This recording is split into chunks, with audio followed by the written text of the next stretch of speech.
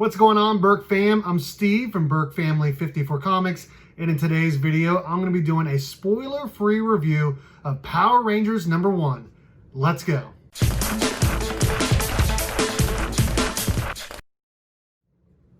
Alright guys, like I said in the open, in today's video, I'm going to be doing a spoiler-free review of Power Rangers #1 by Boom Studios, written by Ryan Parrott with art by Francesco Mortarino. This book comes out Wednesday, November 11th.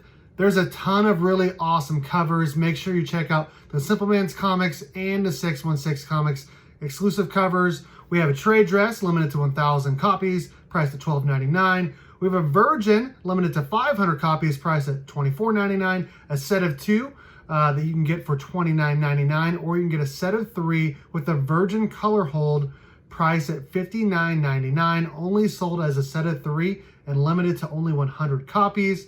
Now, getting into this book, we already know that this Power Rangers event, Power Rangers #1 and Mighty Morphin #1, is the biggest launch of 2020 for Boom Studios. When you combine those two books, we have over 1,000 copies that have been pre-ordered.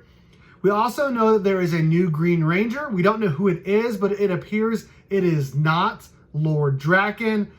Lord Zed is now infused with the green Chaos Crystal, making him stronger than ever, really. The Omega Rangers are headed back to Earth to seek help from Zordon with their fight with the Imperials to figure out if he knows anything about them. And this book will connect to Mighty Morphin #1, but it should break off into its own, series following Power Rangers #1. Now, we do have some questions. Some of the questions that I have are, does Zordon know anything about the Imperials? And if he does, what does he know? What do the Omega Rangers think about the Mighty Morphin team housing Lord Draken underneath the command center? Because that's kind of a big deal. Does anyone know who the new Green Ranger is? Someone tell me who it is, please.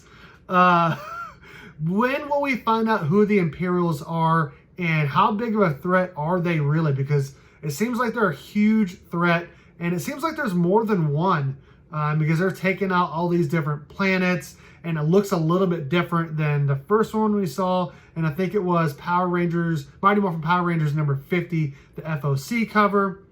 And we are seeing a lot of these awesome Gani Montes variants, and with Lord Draken on the cover, and I want to know, is that foreshadowing anything, or is it just a cool cover featuring him? I don't know. I'm excited to see if we're going to find out any more about that. So let's get into my non-spoiler thoughts. The art in this book, in my opinion, is the best artwork we've seen of any of the last 4 Power Rangers books, with the 4 different artists. We had Mighty Morphin Power Rangers 55 with Moises Hidalgo.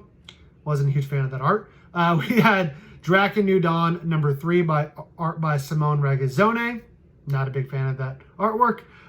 Mighty Morphin #1, the artwork was pretty good by Marco Retta, but here in Power Rangers #1, we get art by Francesco Mortarino, and in my opinion, it is the best artwork we have seen in a long time. Probably since Dan Moore was doing Power Rangers. So I definitely really like the artwork in this book. Ryan Parrott knocks this one out of the park. It's probably his best writing since probably the Ranger Slayer one-shot. Honestly, his writing, it's really gotten better every single issue since the Necessary Evil run ended. I wasn't a big fan of that. But this writing in this book was really good. This book really doesn't involve the Green Ranger much. They do talk about him in this book, but it mostly features the Omega Rangers, obviously, as one would expect, since this book is mostly going to be about the Omega Rangers going forward. And the ending to this book is super shocking and awesome. And both #1s for Mighty Morphin and Power Rangers #1 are dynamite hits for Boom Studios. Now, my expectations going forward for both of these books, really for this book, is honestly, I really didn't have high expectations for Power Rangers because it wasn't about the Mighty Morphin team. I'm a huge Mighty Morphin Power Rangers fan, and this is really going to be about the Omega Rangers, so I didn't have high expectations, but following this book, my expectations have skyrocketed. I am super, super, super excited about this title going forward, and I think it will definitely help having the Mega Rangers in their own book and the Mighty Morphin team in their own book versus not knowing what we were going to get in Mighty Morphin Power Rangers, where we're going to get the Mighty Morphin team in this book or where we're going to get the Omega Rangers. I think it's definitely going to help break those off. It's going to be easier for readers to understand and remember what's happening, all of that.